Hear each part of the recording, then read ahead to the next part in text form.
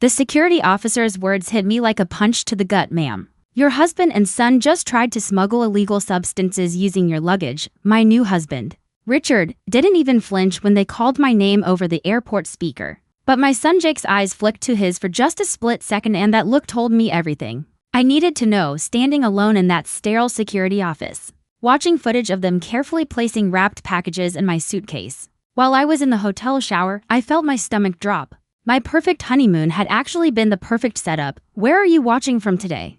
Drop your location in the comments and hit that like and subscribe button. Let me take you back to how I ended up in the worst nightmare of my 52-year-old life. 3 months earlier, Richard Calloway had swept into my world like something out of a romance novel. Tall, silver-haired, charming as the devil himself. He'd approached me at my neighborhood coffee shop with the kind of confidence that usually sets off alarms in my head. Excuse me, but I couldn't help noticing you're reading Agatha Christie, a woman of excellent taste. I'd looked up to see the most attractive man I'd seen in years smiling down at me. I should have trusted my instincts. I should have wondered why a successful contractor in his 50s was suddenly interested in a widowed school librarian.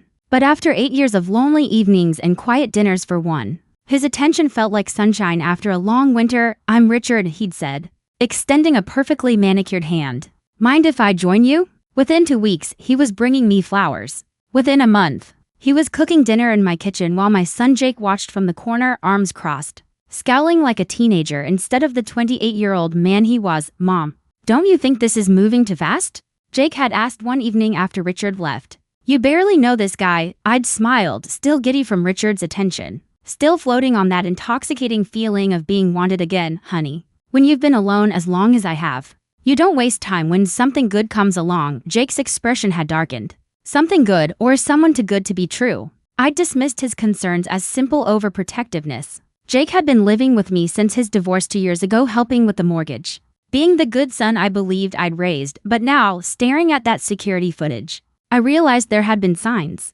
The late-night phone calls Jake always took outside, Richard showing up at the house when Jake wasn't home, asking what seemed like harmless questions about my routine, my finances, my insurance policies, and the way both of them were unusually interested in our Cancun honeymoon plans, especially which hotel we'd picked and what our luggage looked like. Mrs. Morrison, or is it Mrs. Calloway now?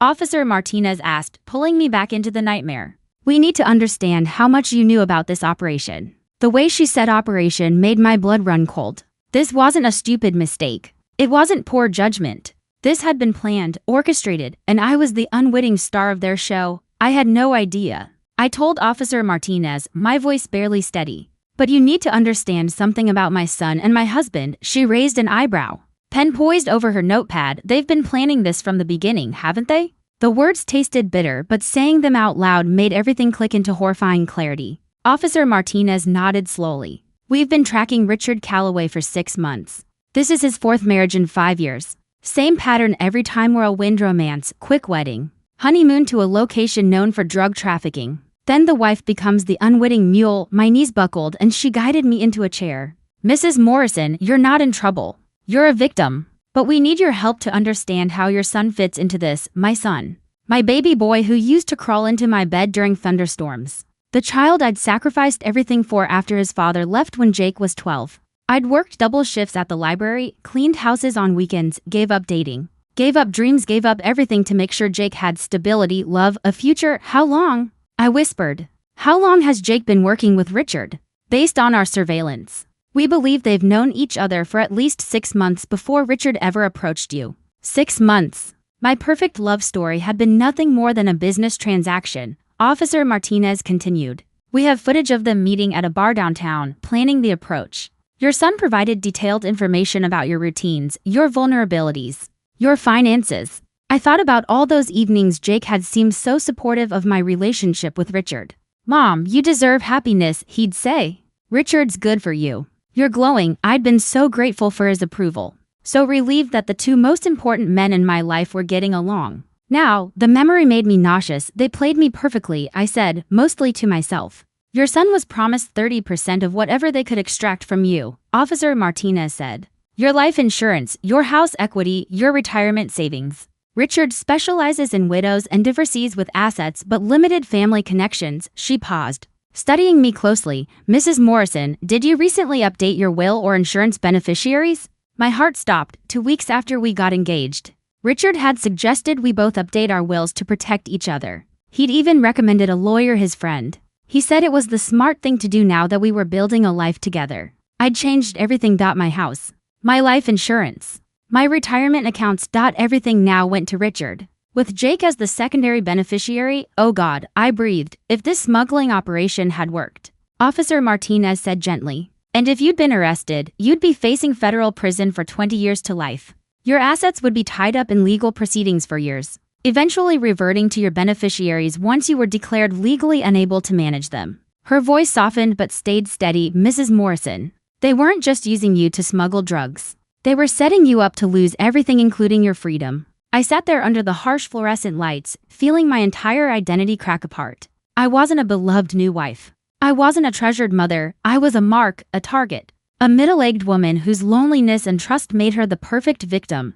But as the shock ebbed, something else rose in its place, slow, hot, and sharp. Rage. I need to see them, I told Officer Martinez. She blinked, surprised. Mrs. Morrison, I don't think that's advisable. They're being processed, and emotions are. I wasn't asking. My voice didn't even sound like my own. I need to see their faces when they realized their plan failed. 20 minutes later, I stood behind a two-way mirror, watching Richard pace like a trapped wolf in the interrogation room, while Jake sat slumped in a chair, head in his hands. Richard was still handsome, still polished, but now I could see everything I'd missed before: the calculating coldness behind the charm, the way his eyes constantly scanned and assessed. Where's Linda? He demanded. He always used my real name when he wanted control. Hearing it now made my skin crawl. She doesn't know anything. She's innocent. This is all a misunderstanding. Even now, caught red-handed, he was spinning a story, trying to paint himself as my protector. Jake finally lifted his head, his cheeks streaked with tears. She's going to hate me forever, he whispered to Richard. I told you this was too risky. I told you she wasn't as naive as your other wives. Other wives. The words hit me like a bucket of ice water. How many women had they done this to? How many hearts had Richard broken? How many bank accounts emptied? How many lives ruined? Your son seems to have some regrets, Officer Martinez murmured beside me.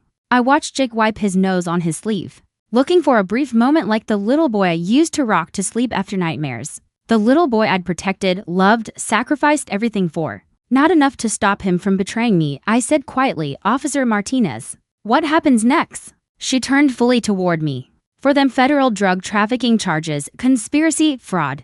They're looking at serious prison time. She paused. For you, that depends on what you want to do. I waited, heart steady now. We've been trying to catch Richard's operation for 2 years. With your testimony and cooperation, we can not only put him away, but identify other victims. Maybe even save future ones. I thought about other women like me, other lonely widows, and divorcees Richard had groomed with his polished smile and practiced warmth. About other sons who'd traded their mother's trust for 30 pieces of silver. What do I need to do? The question surprised even me. I'd never been a vengeful person, never someone who fought back. But then again, I'd never been betrayed this completely before. Testify, Officer Martinez said. Help us understand the timeline, the manipulation tactics, the financial component. Your marriage to Richard gives us access to evidence we couldn't obtain otherwise. She paused. Mrs. Morrison, this won't be easy. Your son will likely try to minimize his involvement, make you feel guilty for pursuing charges. Richard will try to convince you he really loves you, that he was coerced or threatened.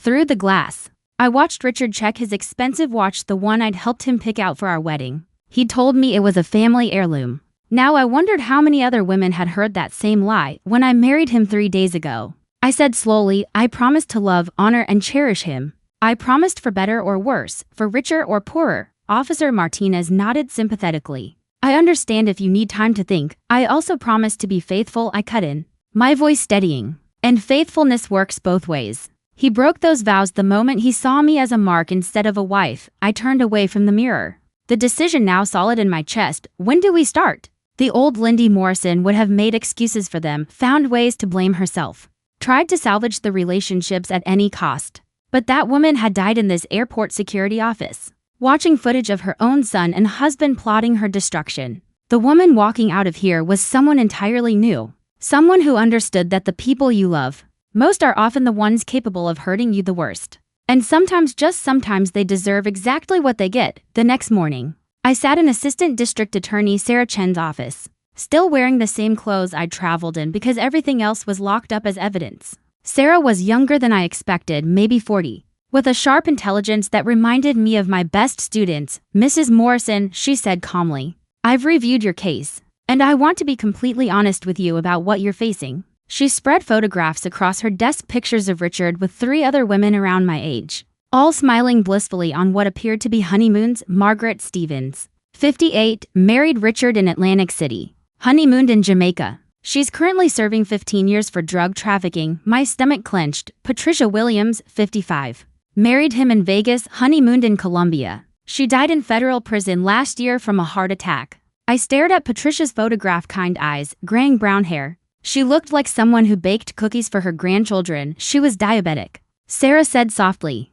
prison medical care wasn't adequate. Her family is suing, but that won't bring her back. The weight of what I'd escaped hit me like a freight train. That could have been my obituary. That could have been Jake reading about his mother dying alone in a prison cell. The third woman, Carol Thompson, 62, Sarah continued, was luckier. She grew suspicious during the honeymoon and refused to pack anything she hadn't personally inspected. Customs found drugs in Richard's luggage instead of hers. She testified, but he'd already emptied her retirement accounts and taken loans against her house. She lost everything, Sarah added quietly. Ended up homeless for 6 months before her sister took her in. She leaned back, folding her hands. Your case is different because of your son's involvement. Jake has information about Richard's network that could help us catch bigger players. But he's also facing serious charges himself. Then the question came, sharp and heavy, are you prepared for the possibility that your son might go to prison for a very long time? I thought about Jake's face the night before, how young and terrified he'd looked.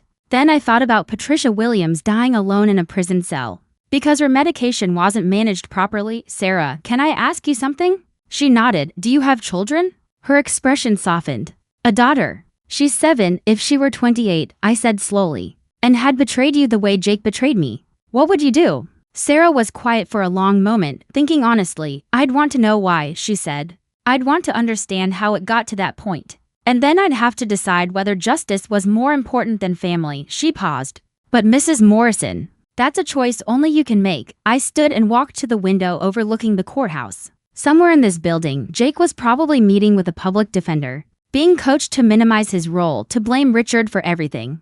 Part of me hoped he would try to explain. Part of me still wanted to protect the little boy who used to bring me dandelions and tell me I was the best mom in the world. But another part of me, a part that had been growing stronger since yesterday, remembered. That little boy had grown into a man who helped orchestrate my destruction for money. Sarah, I need to know something. She looked up. When Richard approached me in that coffee shop, acting like it was chance, acting like he was smitten, I turned fully toward her. Jake set that up, didn't he? Sarah checked her files. According to our surveillance, Jake had been feeding Richard information about your routines for weeks. What time you went to the coffee shop, what you ordered, what books you read. Richard practiced that approach multiple times. The casual cruelty of it took my breath away. My own son had studied me like a lab rat, cataloging my habits and weaknesses for a predator. I want to see him, I said suddenly. I want to hear him explain it to my face. Sarah's expression tightened with concern. Mrs. Morrison, his lawyer will advise him not to speak with you. And honestly, it might not give you the closure you're hoping for. She was probably right. But I needed to look my son in the eyes one more time. I needed to know if there was anything left of the boy I'd raised, or if that person had been entirely consumed by greed and selfishness. Set up the meeting, I said firmly. If he won't talk to me, fine. But I'm going to give him the chance to tell me the truth. After 28 years of being his mother, I think I've earned that much. The jailhouse visiting room smelled like industrial disinfectant and despair. I sat across from Jake, separated by thick plexiglass, speaking through a crackling phone that made his voice sound hollow and distant. He wouldn't meet my eyes. Mom, I'm so sorry, he said. I never wanted it to go this far. How far did you want it to go, Jake? My voice was calmer than I felt. Did you think I'd just disappear quietly when you and Richard were done with me? He finally looked up and I saw something I'd never seen in my son's face before. Genuine fear. Not fear of consequences. Fear of himself. It started as just information, he blurted out. Richard approached me at Murphy's bar, said he was interested in you romantically. Wanted to know what you liked, how to make you happy. It seemed sweet. I held up a hand. When did it stop being sweet, Jake? His shoulders sagged when he offered me money. Real money. $15,000 just for details about your finances. your routine, your vulnerabilities. $15,000. That was the price of my son's loyalty. And when he offered more money to help with the smuggling operation, Jake's face crumpled. $50,000, Mom, he promised me $50,000 if I help set it up properly. Do you know what that kind of money would mean for me? I thought about the years of sacrifices, the retirement savings I'd spent on his tuition, the car payments I covered when he was unemployed, the down payment for his first apartment that came out of my emergency fund. I know exactly what $50,000 means. Jake, I've given you more than that over the years and I never asked you to betray me for it. You don't understand, he said, frustration bleeding into his voice. You have the house, your pension, your savings. You're set for life. I'm 28, divorced, living in your basement, working construction jobs that barely pay minimum wage. I needed something, Mom, I needed a chance. So you decided to destroy mine? The words came out sharper than I intended, but I didn't regret them, Jake. Do you know what would have happened if their plan had worked? Do you know about Richard's other wives?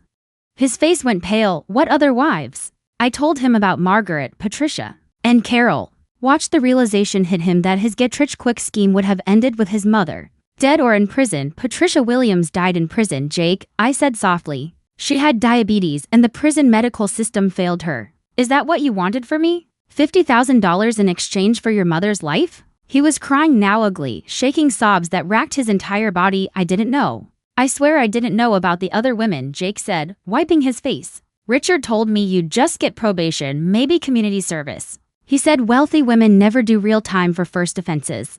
The casual manipulation in Richard's strategy didn't surprise me anymore, but it added a fresh wave of disgust to everything I had already learned. Jake, I need you to understand something, I said, my voice steady even though tears were sliding down my cheeks. I love you.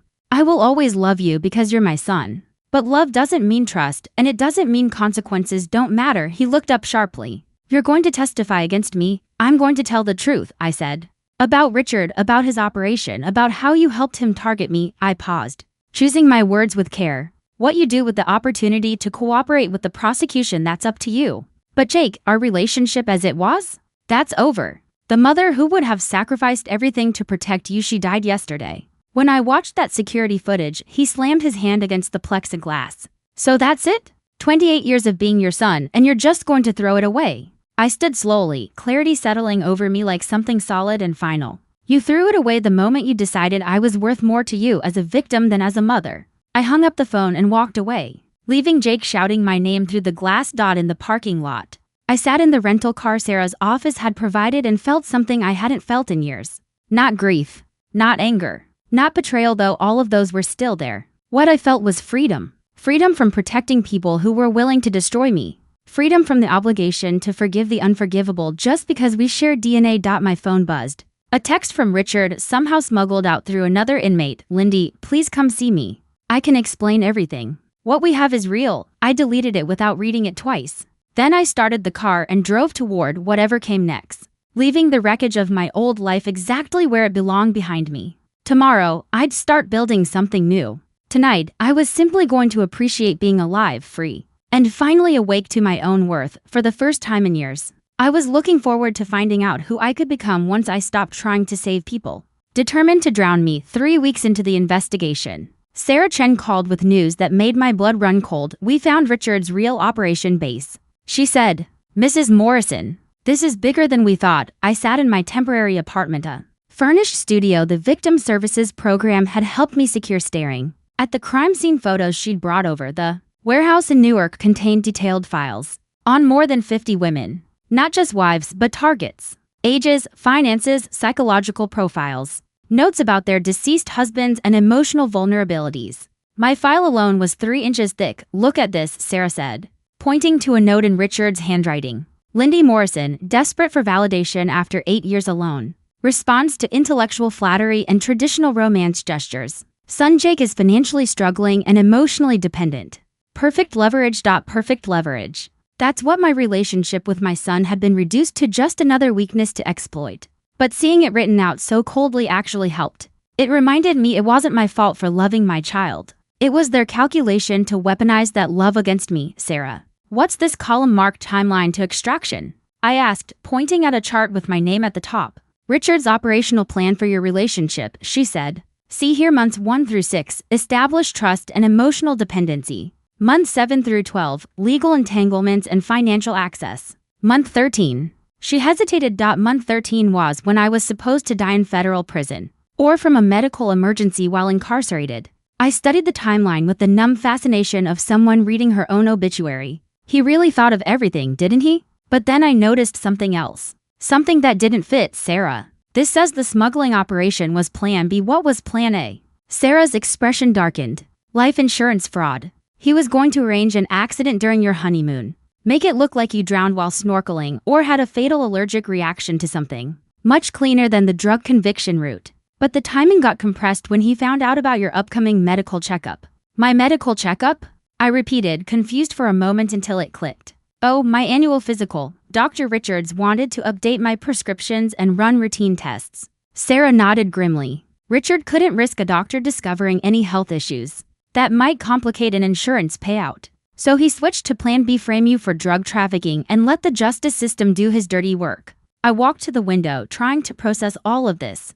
Down below, normal people were living normal lives, completely unaware that predators like Richard Calloway moved among them. Cataloging weaknesses and planning destructions. How many women did he actually kill, Sarah? We're still investigating, she said. But based on what we've found so far, at least 7 confirmed deaths. Possibly more. Heart attacks in prison, suicides in custody. 1 car accident right before trial that we now believe was staged. 7 women. 7 mothers, daughters, wives, women who trusted the wrong charming man and paid for it with their lives. My phone rang then. A number I didn't recognize. Sarah nodded for me to answer and pointed to the recording equipment she'd brought. Hello? The voice on the other end was female, older, and shaking with nerves. Is this Linda Morrison? The woman who was married to Richard Calloway? Yes, who is this? A deep breath. Then words that made me sink into my chair. My name is Helen Rogers. Richard was married to my sister Margaret, the one serving time for drug trafficking. Margaret Stevens. The woman from the photos, Helen. I'm so sorry about your sister, Mrs. Morrison, she said, her voice breaking. Margaret is innocent. We all knew it, but nobody would listen to us. When I saw your story on the news, when I heard about his pattern, she choked on the words. I need to know if you'll help me. If there's a way to save my sister before it's too late. I looked at Sarah, already pulling up files on her laptop. This wasn't just about justice for me anymore. This was about women who were still suffering for Richard's crimes, still paying for his manipulations. Helen, I said gently, tell me everything. And yes, I'll help however I can. By the time she finished, I understood that my choice to testify wasn't just about punishing Richard and Jake. It was about saving lives. Margaret Stevens had already attempted suicide twice in prison. Carol Thompson was living in a homeless shelter because Richard had wiped out her accounts and destroyed her credit. And somewhere out there, Richard's network was probably already hunting for their next victim. Sarah, I said after Helen hung up, I want to do more than just testify. I want to help you catch all of them. 10 months later, I stood in a federal courtroom wearing my best Navy suit, the one I'd bought for job interviews after my divorce but never needed as a librarian. Today, I was testifying against the man I had promised to love, honor, and cherish until death do us part. The irony wasn't lost on me that death had almost done exactly that, just not the way either of us expected. Richard looked different in his orange jumpsuit, smaller somehow, less magnetic. Without his expensive suits and polished charm, he was just another middle-aged criminal trying to convince a jury that everyone else was lying. His lawyer, a sharp-faced woman named Patricia Graves, had tried every angle to discredit me during cross-examination. Double quotes, Mrs. Morrison. Isn't it true that you initiated the relationship with my client? She asked, prowling in front of the jury like a predator. That you pursued him aggressively because you were desperate for companionship. After 8 years alone? I looked her straight in the eye. Ms. Graves, I was reading a book in a coffee shop. Your client approached me with a practiced line about Agatha Christie, a line we now know he used on at least 6 other women. If you consider sitting quietly with a novel to be aggressive pursuit, I'd hate to see what you think actual flirtation looks like.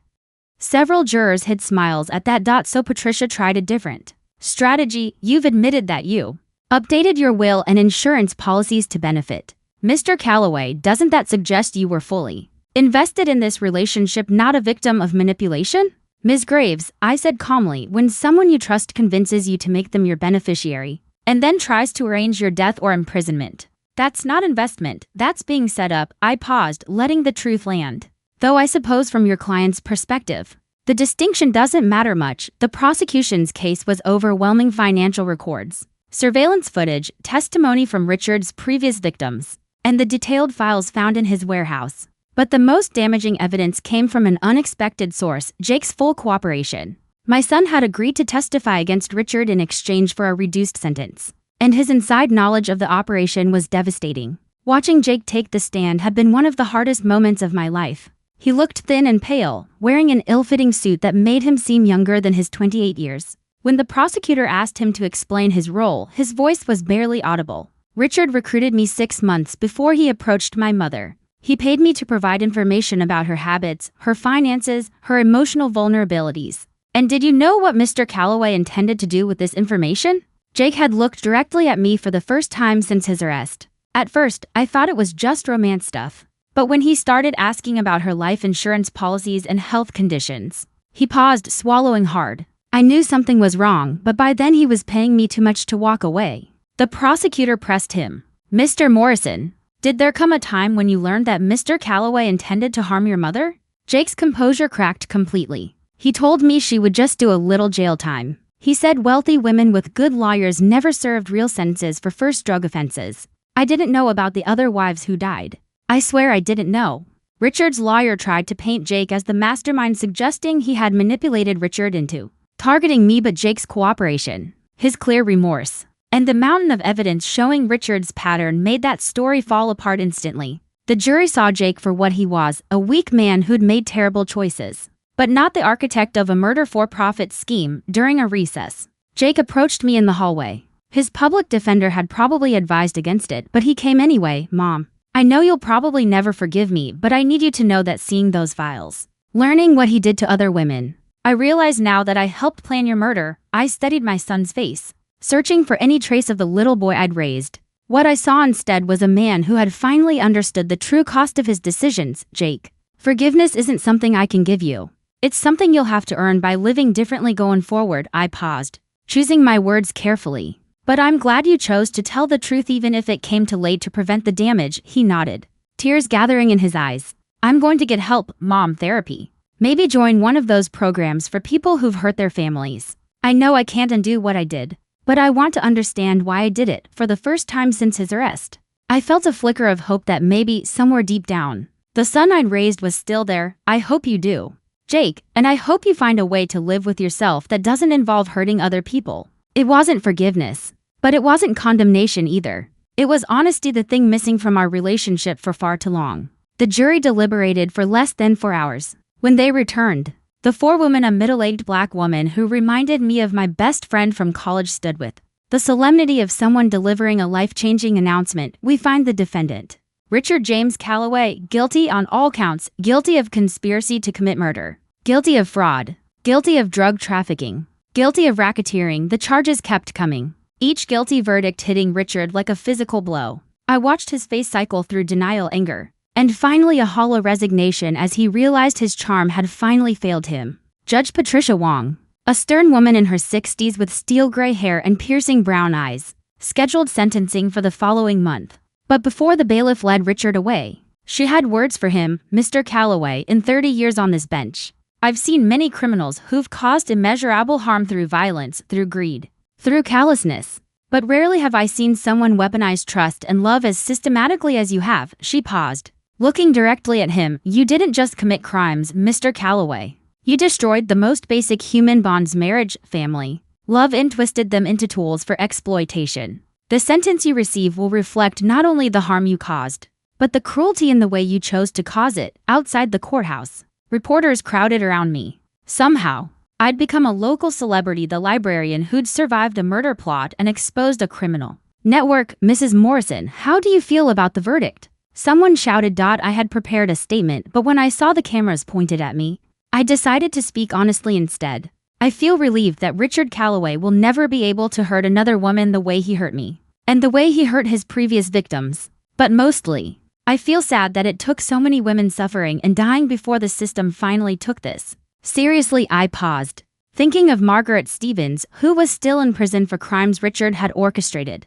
This verdict is only the beginning, I continued. There are still innocent women behind bars because of Richard's manipulations. And there are still predators out there using the exact same tactics. A reporter from Channel 7 stepped forward. What's next for you, Mrs. Morrison? It was a fair question, one I'd been asking myself every day. What did you do when your entire life turned out to be a carefully crafted lie? How did you rebuild when everything you trusted had been designed to destroy you? I'm going to spend the rest of my life making sure other women don't go through what I went through. I said, there are patterns to predatory behavior, warning signs that can save lives. If people know what to look for, and I'm going to make sure they do. That evening, I sat in my small apartment with Helen Rogers and Carol Thompson. An unlikely sisterhood formed out of survival and loss. Carol had driven up from North Carolina, where she'd been living with her daughter since losing her home. Helen had borrowed money to fly in from Michigan just to attend the trial. What do you think his sentence will be? Carol asked. She looked far older than her 62 years. The stress of losing everything had aged her brutally. Sarah thinks life without parole, I said. With the murder charges and the federal racketeering conviction, he'll never walk free again. Helen was quiet, picking at the Chinese takeout we'd ordered. Finally, she whispered, I keep thinking about Margaret. She's been in prison for 3 years for something she didn't do.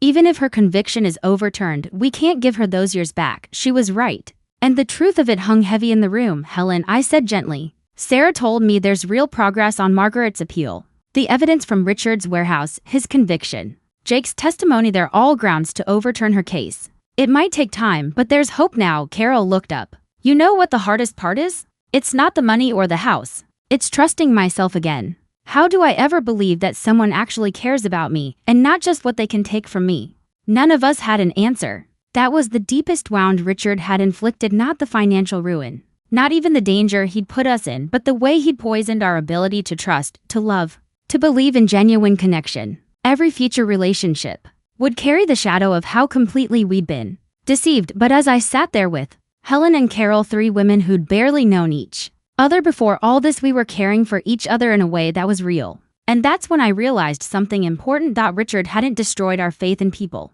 Not completely. Healing wouldn't come from trusting blindly again, but from slowly building connections with people who earned that trust through consistent, honest actions. 3 weeks before Richard's sentencing, the call came at 6 a.m. on a Tuesday. I answered groggily, but Sarah Chen's voice snapped me awake, tight with excitement and something like restrained fury. Mrs. Morrison, we found them. We found Richard's partners. I sat up straight. Partners? During the trial, we'd learned that Richard's operation was too complex for one man. He would have needed financial backers, logistic support, and people to launder the money. But until now, the investigation had focused mainly on him and his direct victims, his handlers. Sarah said, the ones who funded everything. Mrs. Morrison. Richard wasn't the mastermind, he was middle management. Sarah's words hit me like ice water. Can you come to my office immediately? She said, there's something you need to see. And we need to move fast. An hour later, I was sitting in her office, staring at surveillance photos of people I'd never seen before except for one face. That made my blood turn cold. That's Dr. Martindale, I whispered. My insurance agent.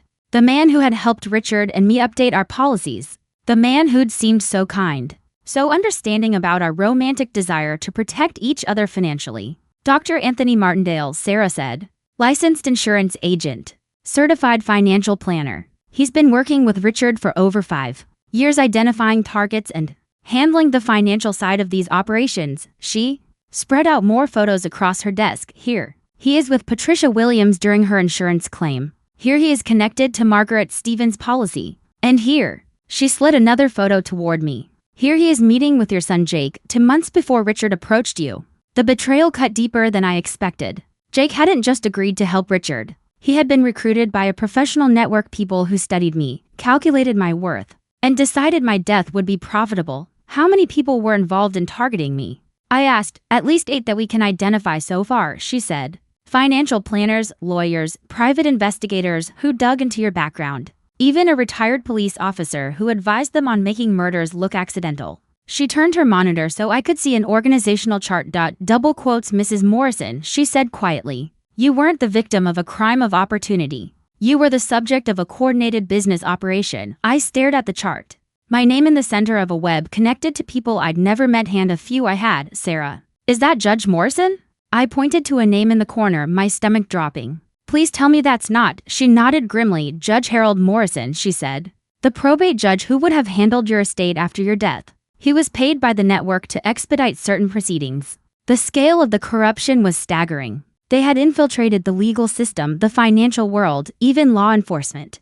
How did you uncover all this? I asked, overwhelmed. Anonymous tip, Sarah said with a faint smile. Someone sent us a storage unit key and an address. Inside, we found records going back 8 years, financial documents, operational plans, victim profiles, even video recordings of their planning meetings. She paused. I think someone on the inside got scared after Richard's conviction and decided to expose the entire operation. My phone buzzed. A text from an unknown number. The storage unit was just the beginning. Check your email. I looked at Sarah. She nodded for me to open it. In my inbox was a single message from an encrypted account. Attached was a video file titled Morrison Planning Meeting.mp4. I clicked play. Richard's voice filled the room, clear, confident, businesslike. Linda Morrison is perfect, he said. Isolated, financially stable, emotionally vulnerable after her husband's death. Her son is desperate enough to help, and she trusts authority figures implicitly. The video showed Richard at a conference table with 6 others,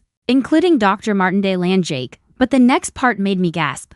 The timeline is accelerated because we have competition, Richard continued. Another group is targeting her, but they're planning a romance scam that could take years. Our method is faster, more direct, and more profitable. Another group. There had been multiple criminal organizations competing to destroy me. Jake's voice came next, calm. Matter of fact, she's already updating her will based on what Richard suggested. The life insurance changes go into effect next month. My son hadn't just helped Richard, he had given operational updates to a room full of people calmly planning my death. Mrs. Morrison, are you okay? Sarah asked quietly. I hadn't realized I'd been holding my breath. Sarah, I whispered. Who sent us this video? Who's helping us? She shook her head. We don't know yet. But whoever it is, they have access to the highest levels of the organization, and they're giving us everything we need to shut it down. As if on cue, my phone rang. Same unknown number. I put it on speaker. A voice, digitally altered, unrecognizable, spoke. Mrs. Morrison, I was part of Richard's operation. I helped target you, and I'm sorry. But I'm done being part of something that kills innocent people. Why are you helping us? I asked, trying to keep my voice steadier than I felt. Because my daughter is getting married next month, the caller said, the disguised voice trembling slightly. And yesterday I realized that in 10 years she could be someone like you. Someone could target her the same way we targeted you. I can't live with that knowledge, the voice continued. There are more storage units, more evidence. And Mrs. Morrison, there are 3 other women currently being targeted by the same network. If we move fast enough, we might be able to save them before it's too late. I looked at Sarah. The decision formed in me instantly, solid and sharp. This wasn't just about justice anymore. It was about prevention. Tell us where to look, I said into the phone. And tell us how we stop them before they kill anyone else. 6 months later, I stood in a Marriott ballroom downtown, looking out at 200 faces, crime victims, federal agents, prosecutors, social workers, journalists. The first annual conference on predatory relationship fraud. I had helped organize it. But I never imagined this many people would care about an issue society usually tried to pretend didn't exist. Ladies and gentlemen, I began, my voice clear through the microphone. 18 months ago, I was a 52-year-old librarian who thought the most dangerous thing in my life was an overdue book fine. Today, I'm standing here as someone who survived a coordinated murder plot carried out by people I trusted most in the world. The room fell silent. I'd learned that honesty, brutal, direct honesty, was the fastest way to get people to listen. I'm here because the network that targeted me was just one of dozens operating across the country. Because in the time it took to bring Richard Calloway to justice, his colleagues successfully murdered for more women, and they are currently targeting at least 12 others. I clicked to the first slide, photos of Richard's confirmed victims. These women died because they believed in love, because they trusted their families, because they thought financial advisors, insurance agents, and lawyers were there to help them, not hunt them. My voice caught on Margaret Stevens' photo. She had been released from prison 2 months earlier, but 3 years of wrongful incarceration had damaged her health permanently. But today isn't about the victims who didn't make it, I continued softly. Today is about the ones we can still save. The next slide showed the organizational chart Sarah and I had built thanks to the anonymous informant we eventually learned was Dr. Martindale's former assistant. Predatory relationship fraud follows patterns, I explained. The perpetrators target specific demographics, use the same manipulation techniques again and again, and leave financial footprints you can learn to recognize. For the next hour, I walked the audience through everything we'd uncovered. The warning signs when a new romantic partner shows unusual interest in finances. How isolation tactics work, how family members get recruited. How professional networks, lawyers, financial advisors, even judges can be corrupted to help facilitate these crimes. The hardest lesson for me, I said as I reached the final section, was realizing my son's betrayal wasn't a moment of weakness or poor judgment. It was a calculated business decision, one shaped by people who knew exactly how to weaponize family relationships. Some heads in the audience nodded, recognizing that truth from their own lives. Jake is serving 3 years in federal prison. I continued. He'll be on supervised probation for 5 more. We talk occasionally supervised calls where he's trying to understand the psychological manipulation he experienced and participated in. I don't know if we'll ever have a real relationship again, but I hope he'll use what he's learned to help other families avoid what happened to us. The Q&A afterward was emotional and painful. A woman from Ohio whose mother died under suspicious circumstances that matched Richard's pattern exactly. A federal agent who'd uncovered similar networks in Florida and Texas. A prosecutor asking how to help traumatized victims testify against people they once trusted with their lives. But the most important moment came during the break. A young woman approached me, eyes full of fear. "Mrs. Morrison," she whispered, "I think my grandmother is being targeted. She's 78, widowed last year. She started dating a man from church, and he's already asking about her will and life insurance." We talked for 20 minutes about the red flags, the speed of the relationship, the probing questions about family and finances, the subtle isolation from concerned friends. "What should I do?" she asked, voice shaking. "We're going to help you," I said. And I meant every word. "Here's my card, and here's Sarah Chen's number. Call her tomorrow morning and explain everything. We have protocols now for situations exactly like this." The relief on her face reminded me exactly why this work mattered. That evening, I sat in my new apartment, a bright two-bedroom place I'd bought with the settlement money from my insurance company, who had paid out generously rather than face a lawsuit over their agent's criminal activities. My landline rang. I recognized the number immediately. "Mrs. Morrison, it's Carol." Carol Thompson had become one of my closest friends, one of those rare relationships built not on hobbies or convenience, but on shared survival. "I wanted to let you know I got the job." Carol had been hired as a victim advocate by the North Carolina Attorney General's office, specializing in financial crimes against older adults. Helen Rogers had started a nonprofit in Michigan to support families of incarceration victims. And even Margaret Stevens, despite her health issues, was working with a legal aid organization to help other wrongfully convicted women. "That's wonderful, Carol, you'll be brilliant at it," and she would be. Nobody understood the psychological aftermath of predatory fraud better than someone who had lived through it. "How does it feel to be starting over at 63? I asked. She laughed, a sound that had taken months to return. "Terrifying and liberating at the same time. I never thought I'd say this, but losing everything might have been the best thing that ever happened to me. I know who I am now in a way I never did before." I knew exactly what she meant, the woman who'd sat in that coffee shop 18 months earlier reading Agatha Christie and hoping for romance had been naive in ways that had nearly gotten her killed. The woman I'd become was harder, more suspicious, less trusting, but stronger too, more independent, more certain of her own worth. My phone buzzed with a text from Sarah. Final verdict on the network prosecutions. All 8 defendants convicted. Judge Morrison got 20 years. Dr. Martindale got life without parole. Anonymous informant relocated with new identity. Justice served. I smiled and poured myself a glass of the good wine I'd started buying because life was too short to save nice things for special occasions. Tomorrow I would wake up in my own home, make my own decisions, and spend the day helping other women avoid the trap I had barely escaped. Richard Calloway was serving for consecutive life sentences and would die in prison. Jake was learning to live with the consequences of his decisions. And somewhere out there, the next woman these predators targeted would have access to resources and information that hadn't existed when they came after me. I raised my glass in a silent toast to the women who hadn't survived, to the ones still fighting, and to the stubborn refusal to let evil win without a fight. Then I opened my laptop and began writing my next presentation. There was still work to do, and I was just getting started.